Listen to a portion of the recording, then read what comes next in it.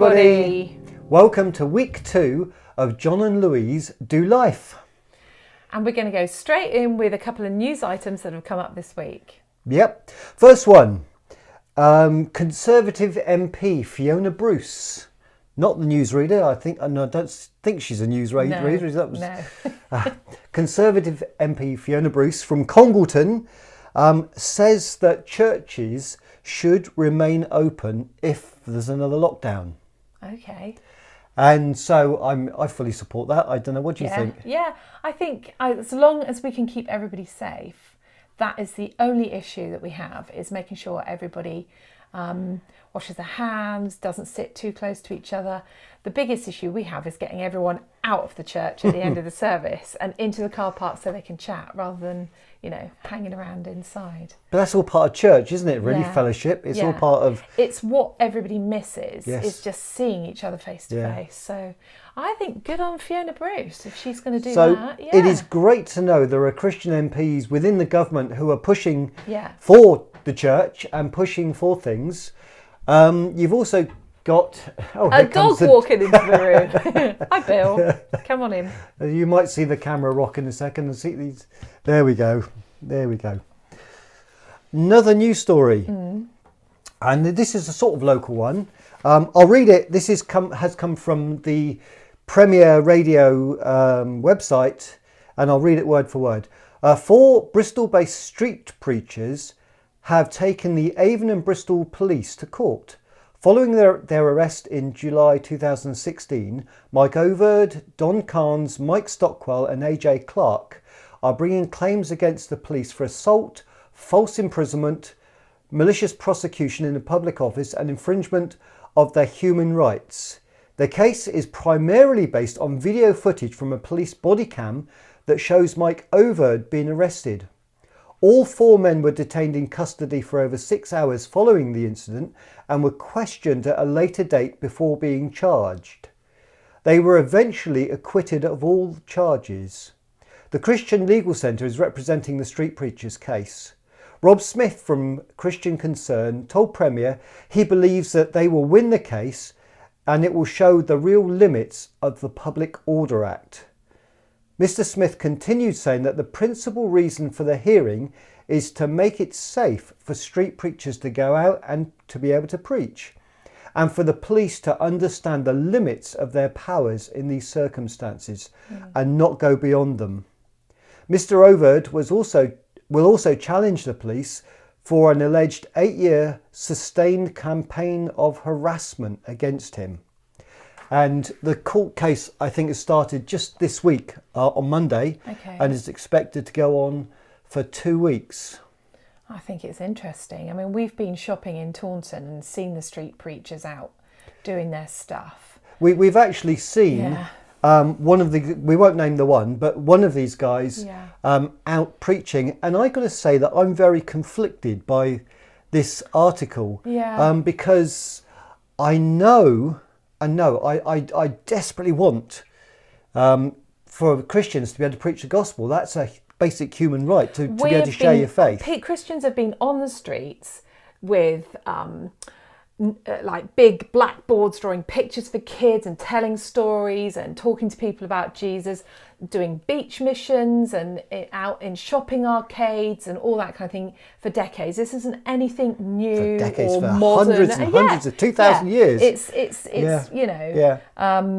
but I know that when we saw this particular man preaching in Taunton, he was a bit provocative. No, he was provocative. For a start, he had a loudspeaker that he was speaking into a microphone, loudspeaker on the floor.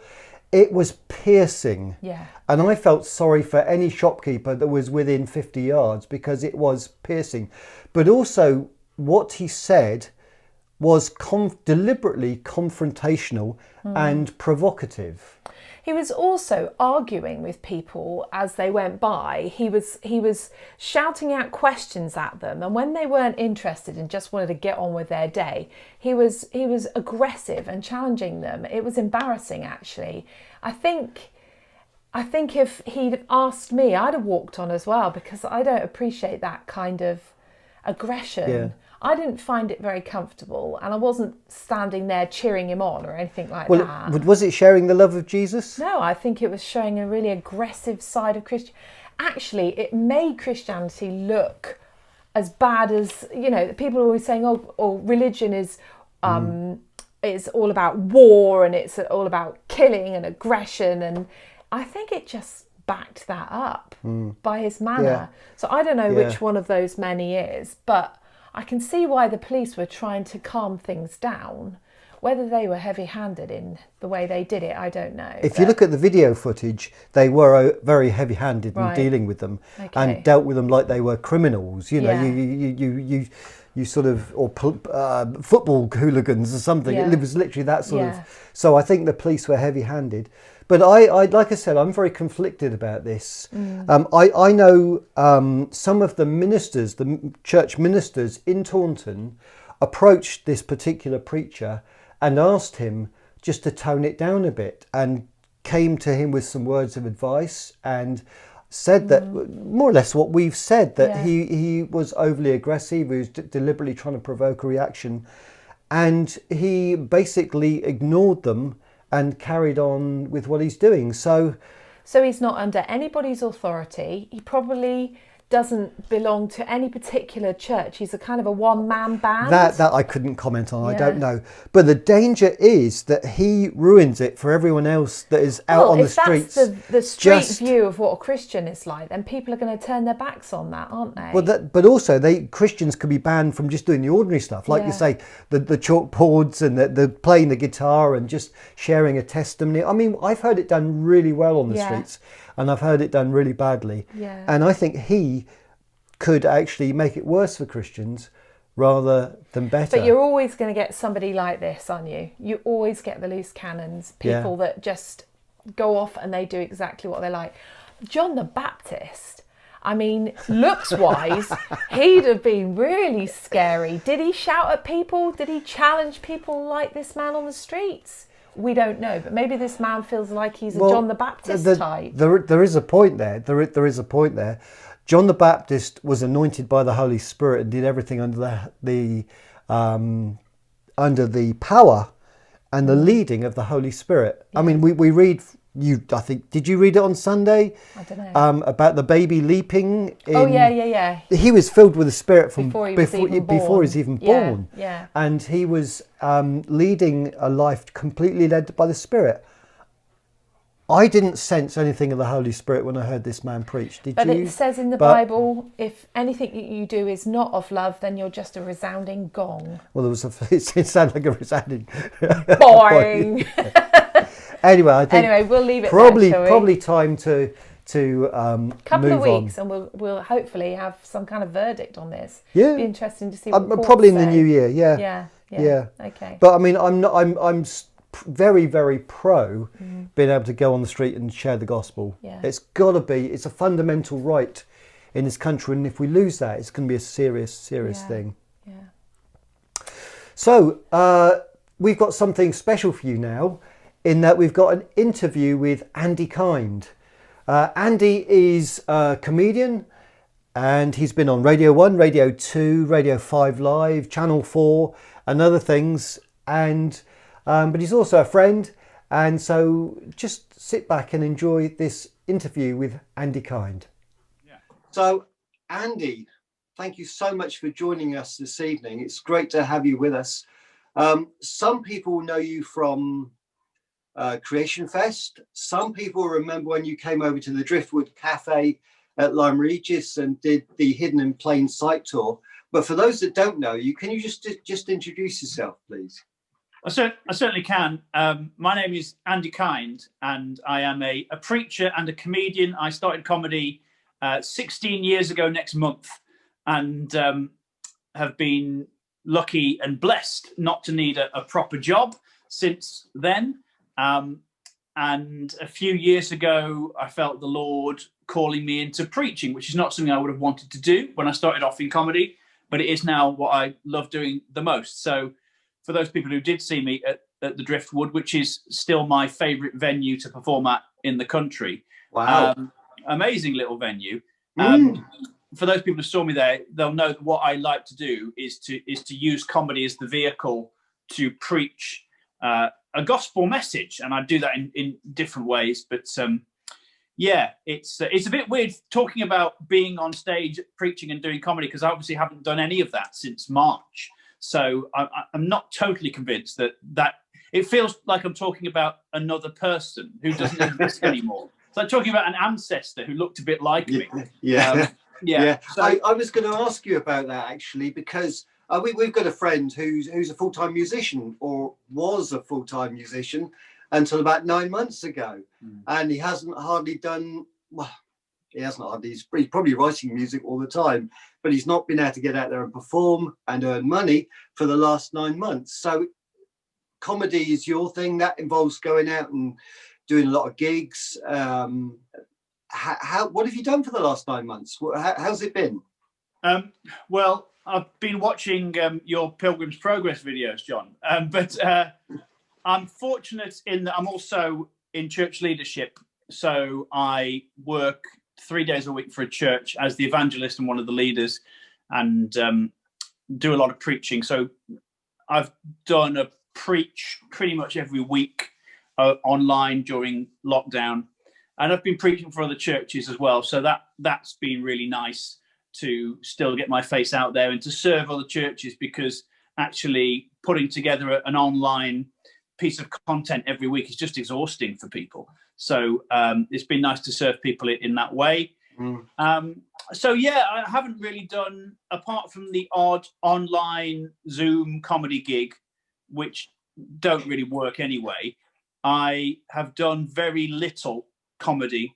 And I found it difficult to write comedy as well, because unless I can see the destination, I don't really make much progress. And right. Unless I can feel like there's some kind of purpose to it short term, then I struggle. So the idea of not knowing when I'll be back on stage has stopped me from really focusing on the comedy. So I've been preaching and working on that and trying to be more disciplined as a preacher, which has helped, because obviously when you're doing it online, you've got to condense stuff and you can't just go on for an hour, which is what I love to do. So I think there's definitely plus points, and that the Lord's been very good. I actually bizarrely haven't lost any money wow, this year. So as in, my bank account is pretty much exactly what it was it started at zero, it's still at zero. Yeah, it was a zero and it's still a zero, and we're doing all right. Yeah. Oh, well, that's amazing. What a great testimony that is, that the Lord's provided. I mean, because I naturally assumed that actually, because a lot of your time was spent doing comedy, that your income would have just sort of dropped off the charts somewhere. Yeah, well, it did, but I've managed to pick up extra stuff elsewhere as a preacher. And again, my church, what was really nice, my church, Redeemer King in Chesterfield, gave me a pay rise at the start of lockdown. So that was really good. So, I've had to tighten the belt a little bit, and I've had to be frugal. And I think one of the tragic things is I realized that most of my money gets spent on coffee and service station food. So I saved a lot of money by just not being on the road. So, yeah. Anyway, you talked about church. You're Redeemer King in Manchester or near Manchester? Chesterfield. Yeah, Derbyshire, yeah. Derbyshire. Oh, right. And it used to have Mr. Beachy on board. Is he still around, Carl Beach? Yeah, Carl Beach is the senior pastor there, and I'm the evangelist. So yeah, it's a bit of a crazy setup, but I think they're grateful. That's an awesome setup, isn't it? That's the dream team, isn't it? Really, I think. Yeah. But tell me about the church. How's it going? It's going really well, actually. We have felt huge favour from the Lord, and we have seen more people come to faith during this year than in the previous two combined. And wow. The first Alpha course we did, I think we've seen 7 people come to faith through Alpha, and it's the quality of the conversions, which is interesting. And I think I don't know if this is true nationally, but it's certainly true for us. The people coming to faith are people who are having genuinely radical and dramatic conversions, massive turnarounds in their life. And I think so.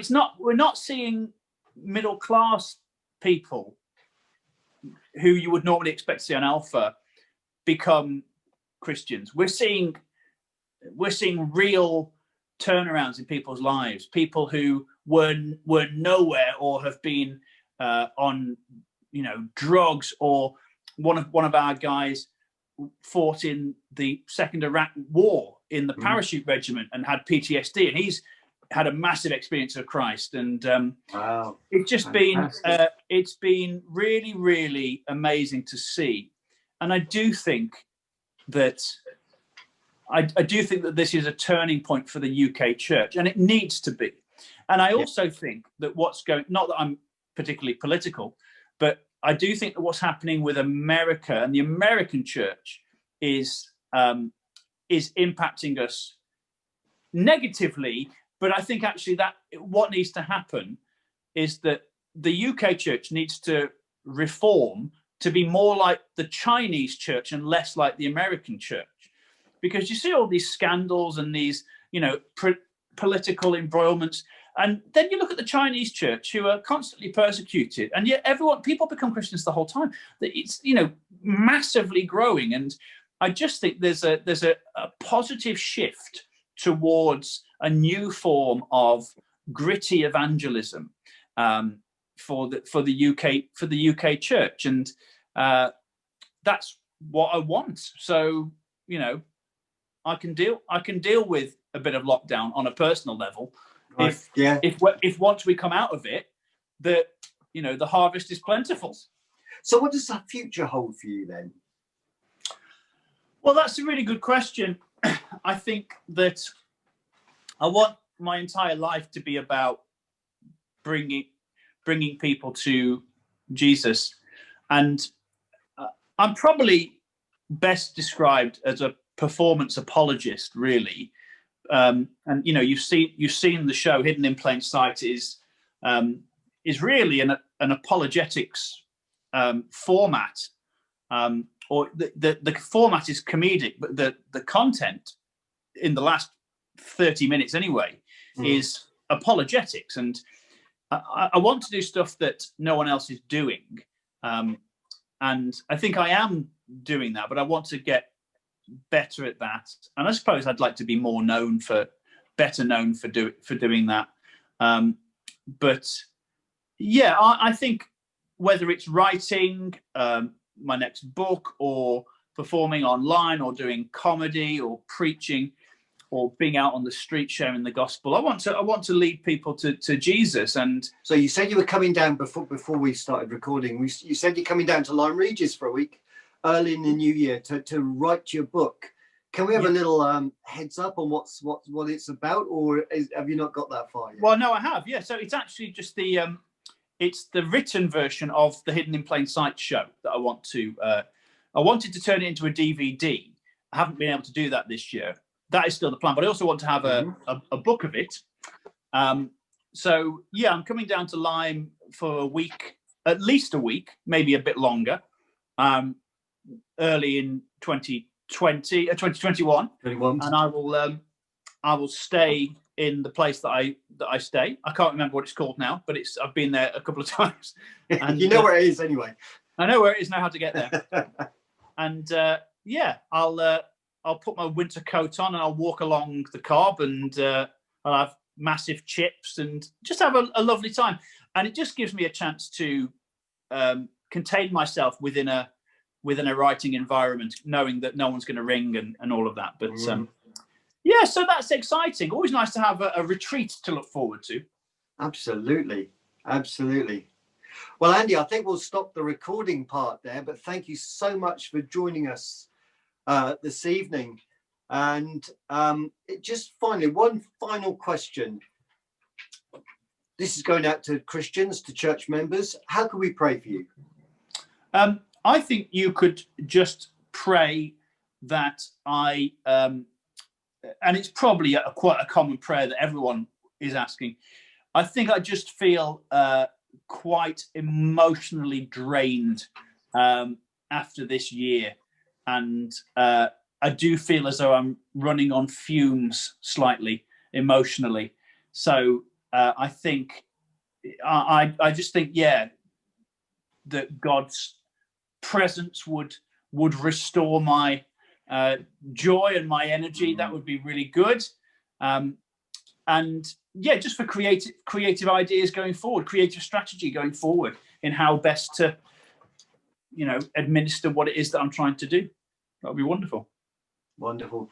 Thank you so much for joining us, Andy. It's been a pleasure to catch up with you. And maybe we'll see you early next year. Maybe you can bring Hidden in Plain Sight back down this way at some stage as well. Be great. Be great. Look forward to it. Thanks, John. Anyway, thanks for that. Thank you. Well, that was really good. It was really good. I thoroughly enjoyed that. Yeah. Thank you, Andy, for giving us your time this evening. Good. Anyway, to find out more about Andy, he's got a book, Stand Up and Deliver, which you may want to get and find out more about the story of his upbringing, the way he became a Christian, and how he got into comedy. So there's that one. And that's a review. Time for some more reviews. Yeah, we thought that we'd have a look and see what's on this Christmas. The BBC schedule for Christmas this year is pathetic, to say the least.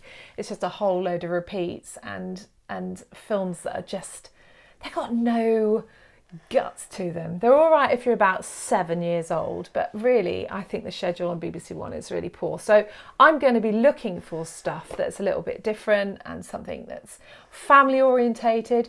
I'm also trying to find things that haven't got too much sex, bad language and too much violence in it, because if you've got your family around, that's the last thing you want to be watching with granny, isn't it, really?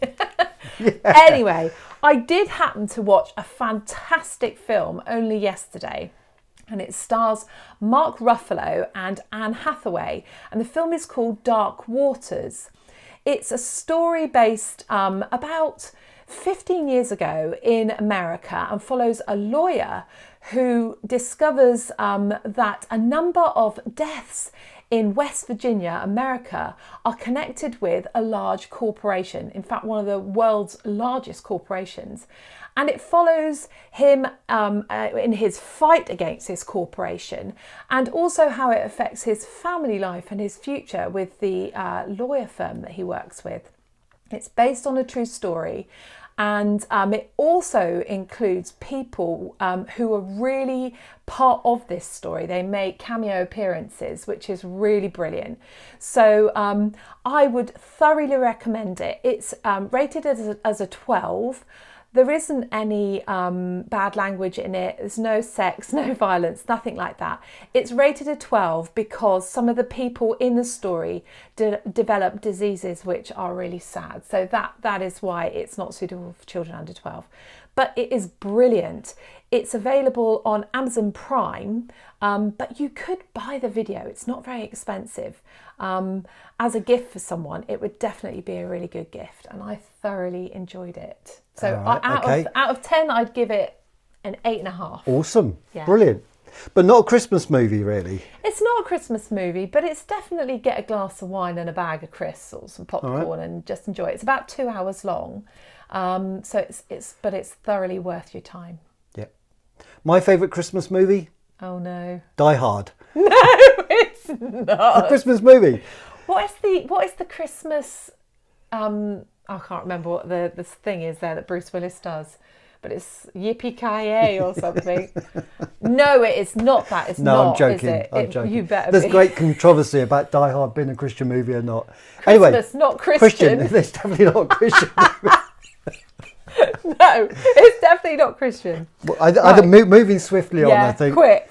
Book review now. And this book has been making waves this year in the Christian world, and has had some very, very good reviews.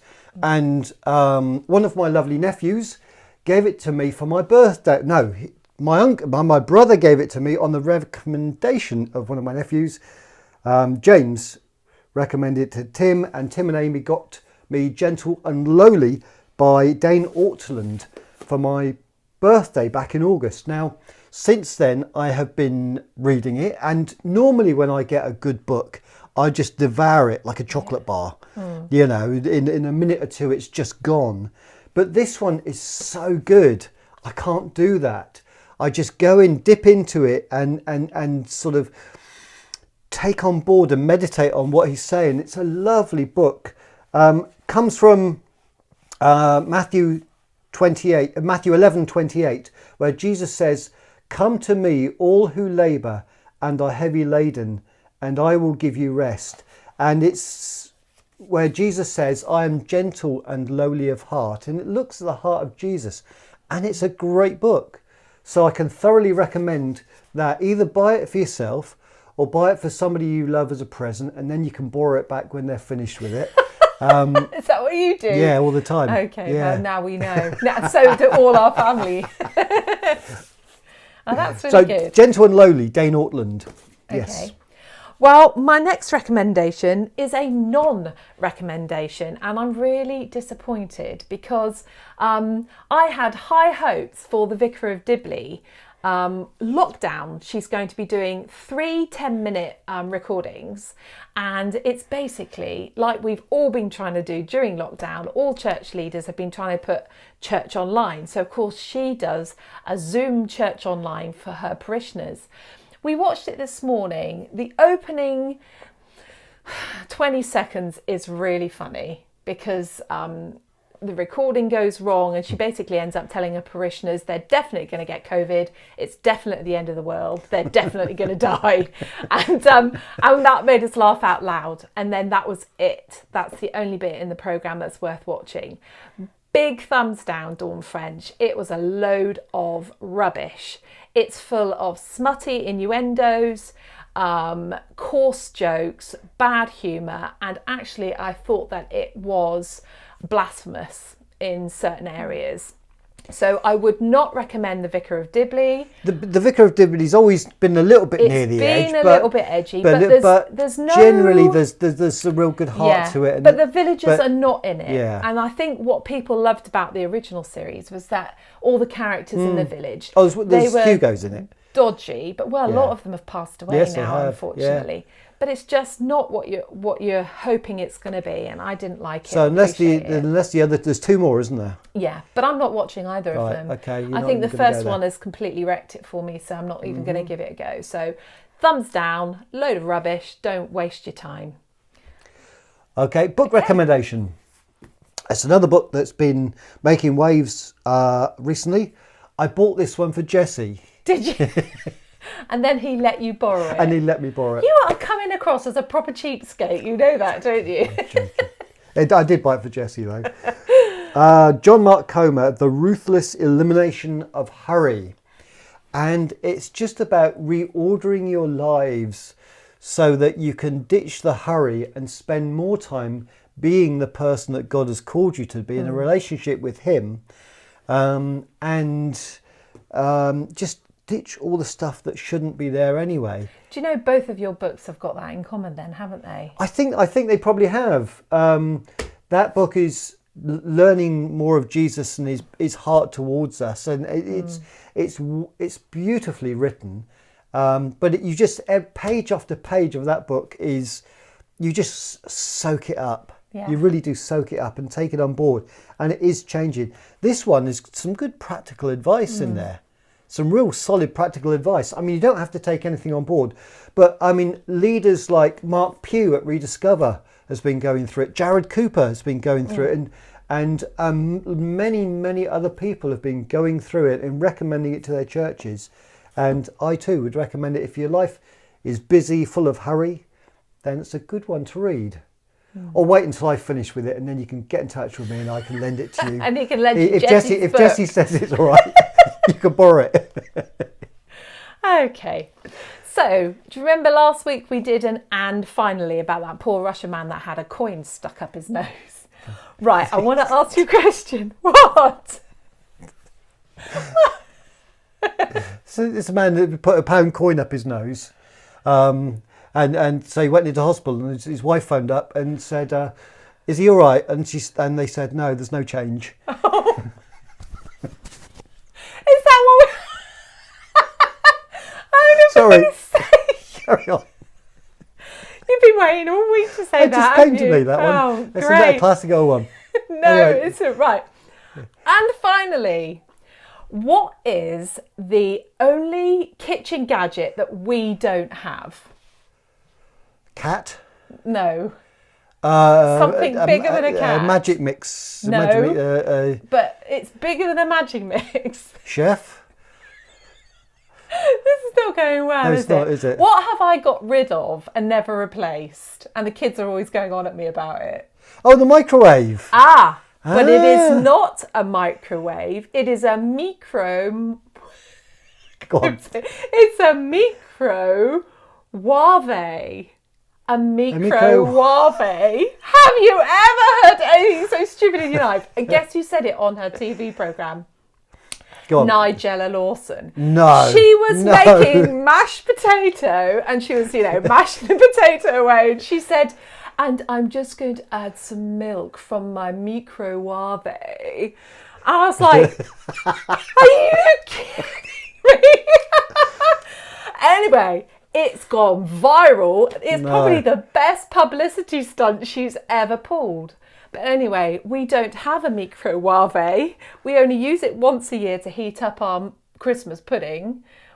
So our son and daughter-in-law usually bring their microwave with them for us to use for the day. But this year we're going to have to do it the traditional way and use it. Just steam it on the top of the oven.